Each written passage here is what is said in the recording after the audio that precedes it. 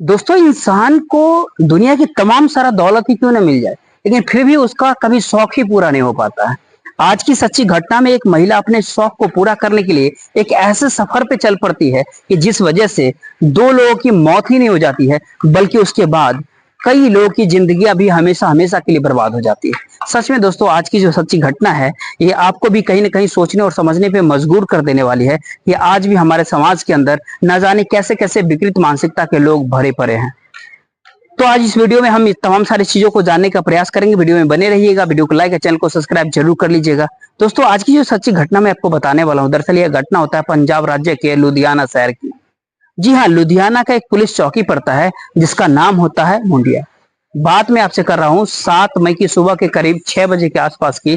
दरअसल इसी मोडिया पुलिस थाने के अंतर्गत एक व्यक्ति का कॉल आता है और पुलिस वालों को बताता है कि साहब मैं गुरु तेग बहादुर मोहल्ले से बोल रहा हूँ। दरअसल मेरे मोहल्ले के एक घर के भीतर दो लोगों की गोली मार करके हत्या कर दी गई है, अब जल्दी से आ जाइए।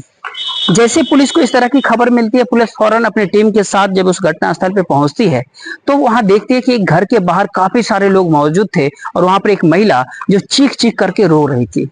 पुलिस जब घर के भीतर एंट्री करती है तो पता चलता है कि घर के ग्राउंड फ्लोर के एक कमरे के भीतर एक व्यक्ति का डेड बॉडी पड़ा हुआ है, और जब सेकेंड फ्लोर के ऊपर जाती है तो देखती है कि सेकेंड फ्लोर के भी कमरे के अंदर एक व्यक्ति का डेड बॉडी पड़ा हुआ है।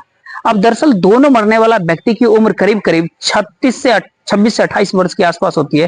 पुलिस जब उस लाश को चेक करती है तो पता चलता है कि दोनों के शरीर के ऊपर एक एक गोलियां मारी गई है। अब पुलिस जब उस घटनास्थल को काफी बारीक से मुआयना करती है तो सेकंड फ्लोर के एक कमरे के भीतर जिस व्यक्ति की लाश पड़ी हुई थी वहां पर 4 शराब की बोतलें और 4 गिलास भी पड़े हुए थे, जिसको देख करके अब पुलिस इस बात की अंदाजा लगाती है कि शायद इन दोनों की हत्या जिसने भी किया होगा जरूर नहीं कि कोई जानने वाला ही होगा। पुलिस जब उस लाश के बारे में उस रोती हुई महिला से पूछताछ करती है तो महिला रोते बिलखते हुए पुलिस वालों को कहती है कि साहब मेरा नाम प्रीति है। दरअसल मरने वाला कोई और नहीं बल्कि मेरा ही पति विजय कुमार है, और जो सेकेंड फ्लोर के ऊपर जो लाश पड़ी हुई थी वो मेरे पति का दोस्त राकेश का होता है। पुलिस जब इस बारे में प्रीति से आगे पूछताछ करती है कि ये सब कैसे हुआ, क्यों हुआ और किसने किया है, तो इस पे प्रीति पुलिस वालों को जवाब देती है कि साहब मेरे घर के भीतर 2 लोग आए थे। दरअसल वो दोनों ही मेरे पति के दोस्त ही थे, लेकिन मैंने उन दोनों को पहले कभी भी नहीं देखा था। पुलिस प्रीति से आगे कहती है कि जो कुछ भी हुआ है हमें आप साफ साफ बताओ। इस पर प्रीति पुलिस वालों को बताती है कि साहब मेरे पति और उसके दोस्त मेहनत मजदूरी का काम किया करते थे और मैं एक ब्यूटी पार्लर के अंदर काम करती हूँ। कल हम सब के सब छुट्टी पे थे। शाम के करीब 4 बजे के आसपास मेरे पति ने मुझसे कहा कि तुम अपने सहेली के घर चली जाओ क्योंकि मेरे 2 दोस्त आ रहे हैं, मैं उनसे उनसे हमें कुछ जरूरी बातें करनी है। जब 4 बजे के आसपास मैं अपनी सहेली के पास जा ही रही थी, मेरे पति और उसके दोस्त भी मेरे साथ ही घर से बाहर निकले और चौराहे से जाकर के अपने दोनों दोस्तों को घर पे लेकर के आए। लेकिन शाम के करीब 7 बजे के आसपास जब मैं वापस अपने घर पे अपने सहेली के घर से आई तो देखी कि ऊपर के कमरे में चारों बैठ करके एक दूसरे से बातचीत कर रहे थे और शराब भी पी रहे थे। लेकिन जब मैं ऊपर कमरे के अंदर गई तो मैं अपने पति के दोनों दोस्तों को भी देखी, लेकिन इससे पहले मैंने उन दोनों दोस्तों को कभी देखा ही नहीं था। जब सेकेंड फ्लोर के अंदर गई तो मेरे पति ने मुझे देखा तो मुझसे कहा तुम जाकर के तुम खाने की तैयारी कर लो क्योंकि मेरे दोनों दोस्त आज रात को यहीं ठहरेंगे। अब वो बताती है कि आगे वो नीचे आ जाती है, वो खाना बनाती है। रात के 11 बजे के आसपास सब के सब एक साथ बैठ करके खाना वाना खाते हैं। खाना खाने के बाद पति और वो सब ग्राउंड फ्लोर के कमरे में सो गए और तीनों दोस्त एक और दूसरे रूम में सो गए। लेकिन रात के 12 बजे के आसपास एक दोस्त उठ करके आता है और दरवाजा खटखटाने लगता है। जब मैं दरवाजा खोली तो सीधे कमरे के अंदर घुस गया और तब तक वो लड़का भी जग चुका था। न जाने क्या इशारा किया मेरे पति को कि मेरे पति फिर से मुझसे कहा कि तुम घर से बाहर थोड़ी देर के लिए चले जाओ, मुझे कुछ जरूरी बातचीत करनी है।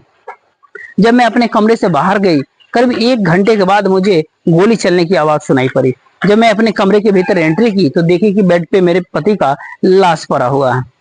अभी मैं अपने पति की डेड बॉडी को देख ही रही थी कि तभी मुझे दूसरे गोली चलने की आवाज सुनाई पड़ी। दरअसल दूसरी गोली चलने की आवाज मुझे सेकंड फ्लोर से सुनाई दिया। जब मैं सेकंड फ्लोर की तरफ भाग करके गई तो देखी कि मेरे पति के दोस्त राकेश के भी हत्या कर दिया गया था। अब मेरे उनके हाथ में एक पिस्टल भी होता है। लेकिन जब दोनों ने मुझे सामने देखा उसी पिस्टल को मुझे दिखाकर धमकाने लगे कि अगर तुमने चीखने और चिल्लाने की कोशिश किया तो हम तुम्हें भी जान से मार देंगे। उसके बाद से दोनों नीचे उतर करके आते हैं और खुद मेरे पति का स्कूटर लेकर के वो मौके से फरार हो जाते हैं। अब रात के करीब 4 बजे के आसपास जब यहाँ से दोनों लोग भाग जाते हैं उसके बाद से मैं चीखने चिल्लाना शुरू कर दी। चीख पुकार सुनकर के आसपास के लोग जब इकट्ठे हो गए और प्रीति जब इस तरह की पूरी कहानी अपनी ही जुबानी पुलिस वालों को बताते थे, इसको सुन करके पुलिस को काफी अजीब लगता है कि दरअसल पुलिस को ऐसा लगता है कि शायद प्रीति कुछ झूठ कह रही है। इसीलिए पुलिस अब पड़ोसियों से भी पूछताछ करती है। तो पड़ोसी भी पुलिस वालों को जवाब देते हैं कि हाँ साहब, हमने 2 गोलियां चलने की आवाज तो सुनी थी, उसके बाद से स्कूटर की भी आवाज आई थी, लेकिन जब हम लोग अपने घरों से बाहर निकले तब तक दोनों ही अपराधी मौके से फरार हो चुके थे। पुलिस सबसे पूछताछ करने के बाद सबसे पहले दोनों डेड बॉडी को अपने कब्जे में लेकर के पोस्टमार्टम के लिए जिला अस्पताल भेजती है और फिर प्रीति के ही कहने पे धारा 302 के तहत अज्ञात अपराधियों के विरोध में मुकदमा दर्ज कर लेती है और इस केस की काफी बारीकी से जांच पड़ताल करना शुरू करती है। पुलिस अपना तमाम प्रयास कर लेती है, लेकिन इसके बावजूद भी उन दोनों अपराधियों के बारे में पुलिस वालों को कुछ भी पता नहीं चल पाता है। लेकिन पुलिस को एक बात काफी अजीब सा लगता है, क्योंकि पुलिस जब प्रीति के घर में जाती है तो देखती है कि घर के भीतर तमाम तरह के ऐशो आराम के सामान मौजूद होता है, जिसको देख करके पुलिस अंदाजा लगा लेती है कि विजय जो मेहनत मजदूरी का काम करता था, तो फिर उसने इतने सारे महंगे सामान खरीदा कैसे। दरअसल पुलिस वालों को ये यकीन ही नहीं हो रहा था कि विजय मेहनत मजदूरी करके इतने महंगे महंगे सामान खरीद रखा था, इतने बेहतर तरीके से जीवन को जी रहा था। इसीलिए पुलिस अब विजय के बारे में आसपास के लोगों से बातचीत करना शुरू करती है। आसपास के लोग भी कहते हैं कि हाँ साहब, विजय मेहनत मजदूरी का ही काम किया करता था, लेकिन पुलिस पड़ोसियों की बात पर भी यकीन नहीं करती है। अब दरअसल पुलिस अब सच्चाई पता करने के लिए अपने खबरियों को काम पर लगा देती है। तभी जाकर एक दिन खबरी एक थाने के अंदर आती है और कहता है कि शायद सर, विजय मेहनत मजदूरी के काम तो किया करता था, लेकिन वो केवल एक दिखावा था। दरअसल विजय एक गिरोह से जुड़ा हुआ था, जिसके भीतर वो अपने दोस्त के साथ लूट का अंजाम देता था।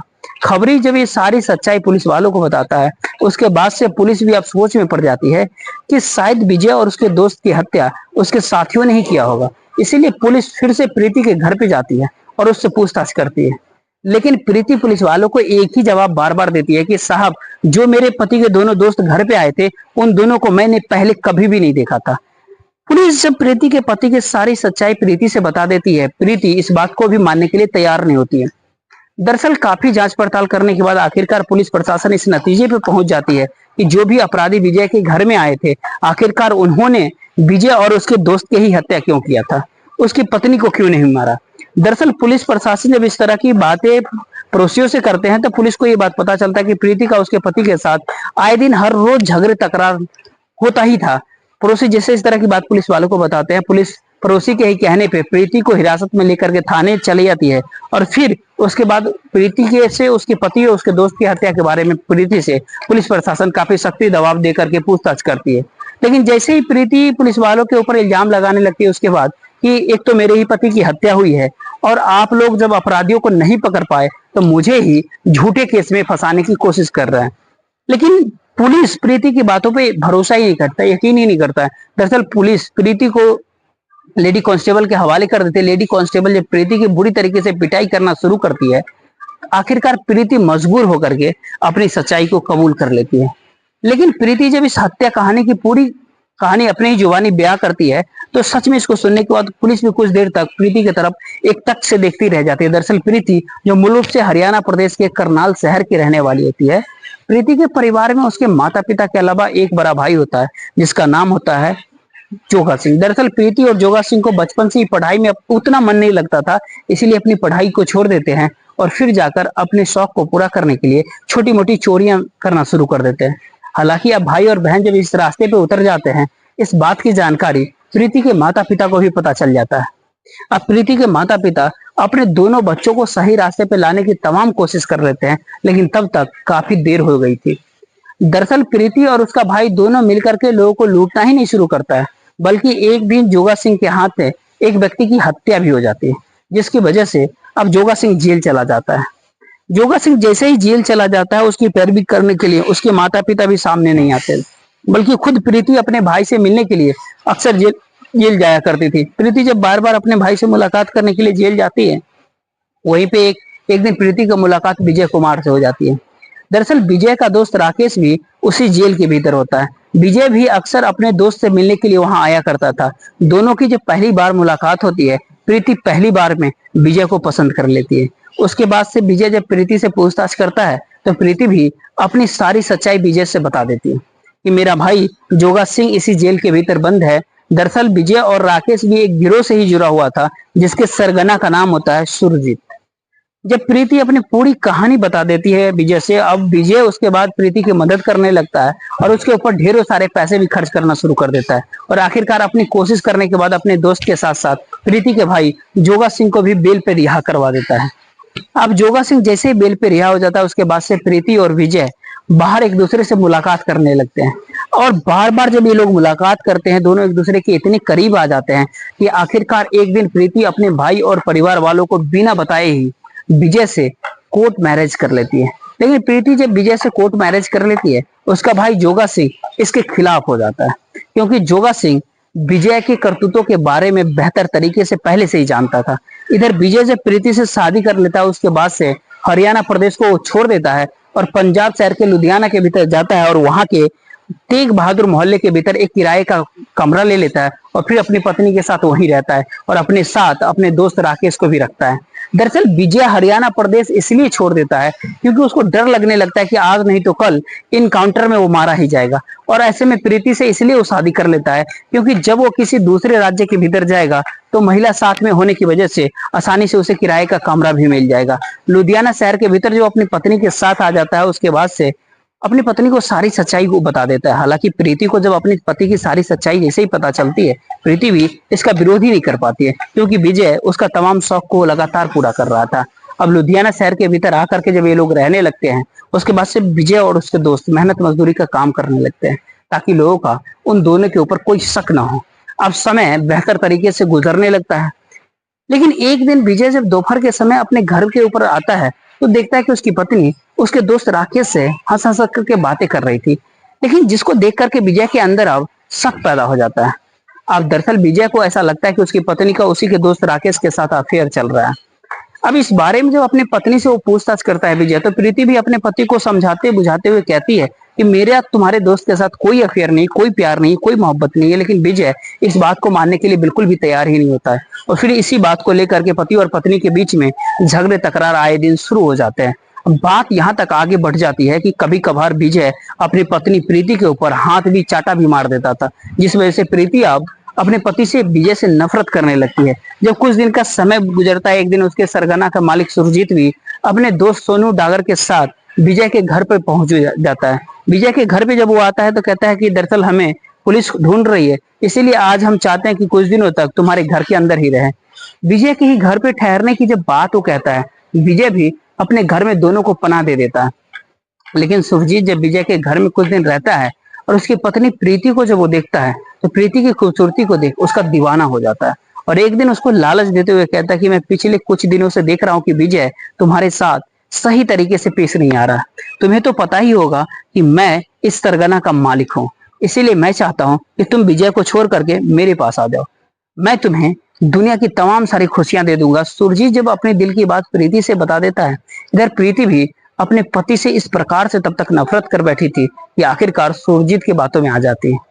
अब दोनों एक साथ रहने का वादा तो कर लेते हैं, लेकिन सबसे बड़ी दिक्कत ये हो जाती है कि आखिरकार विजय के रहते हुए दोनों शादी कैसे करेंगे। हालांकि सुरजीत चाहता तो प्रीति को अपने साथ भगा करके लेकर के जा सकता था, लेकिन सुरजीत ये बात सोचने लगता है कि जिस दिन यदि वो प्रीति को अपने साथ लेकर चला जाएगा तो कहीं उसके पीठ पीछे विजय ना हमला कर दे। इसीलिए अब विजय को ही हमेशा हमेशा के लिए इस दुनिया से हटाने का तय कर लेता है सुरजीत। और विजय को जब इस दुनिया से हटाने के लिए जब प्रीति से वो बातचीत करता है तो प्रीति भी इसमें उसका साथ देने के लिए तैयार हो जाती है। साथ ही साथ सुरजीत प्रीति को एक और लालच देता है कि तुम्हारा भाई जो जोगा सिंह है उसके पास करोड़ों की संपत्ति है जिसमें तुम्हारा भी हक होता है, लेकिन तुम्हारी सारी संपत्ति के ऊपर वो खुद कुंडली मार करके बैठा हुआ है। जब तुम्हारे पति को इस दुनिया से हटा देंगे तुम्हारी प्रॉपर्टी को लेकर के जोगा सिंह से भी बातचीत करेंगे, अगर उसने तुम्हारा हक दे दिया तो ठीक है, वरना तुम्हारे भाई को भी इस दुनिया से हटा देंगे। अब जोगा सिंह को भी जब इस दुनिया से हटाने के लिए कहता है सुरजीत तो प्रीति उसके लिए भी तैयार हो जाती है सुरजीत का साथ देने के लिए। लेकिन सुरजीत अपने आगे के प्लान के बारे में प्रीति को कभी भी नहीं बताता है। दरअसल सुरजीत आगे का प्लान बनाता है कि प्रीति से शादी करने के बाद जब उसके भाई की हत्या करेंगे और जब सारी प्रॉपर्टी प्रीति को मिल जाएगी तो उसके बाद से प्रीति की भी हत्या करने के बाद सारी प्रॉपर्टी के ऊपर कब्जा कर लेगा। सारी प्लानिंग वो बनाने के बाद वहां से सुरजीत एक दिन अपने दोस्त सोनू डागर के साथ वापस चला जाता है और जब कुछ दिन का समय गुजरता है, एक दिन अपने षड्यंत्र के तहत ही विजय के नंबर पे कॉल करता है और कहता है कि मैं और सोनू कुछ दिनों के लिए फिर से तुम्हारे घर पे आना चाहते हैं।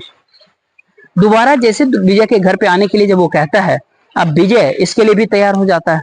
और 6 मई को सुरजीत जब अपने सोनू के साथ दोस्त सोनू के साथ लुधियाना आता है, तो उससे पहले विजय अपनी पत्नी से कह देता है कि तुम अपनी सहेली के पास चली जाओ, क्योंकि दोनों मेरे दोस्त आ रहे हैं, उनसे मुझे कुछ जरूरी बातचीत करनी है।